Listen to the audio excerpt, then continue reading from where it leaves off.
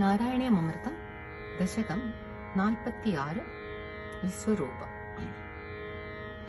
തായിൻ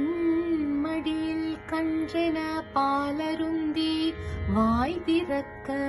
മായന്നിൻ വായിൽ ഭുവനം കണ്ട് പേതളിത്താൾ യശോദൈ മണ്ണை தின்றிட நின்னை வாயை திறக்கச் சொல்லினல்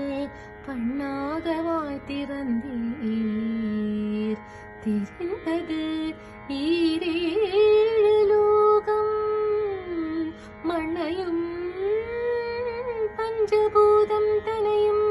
உன்னையும் உன்னுள் தன்னையும்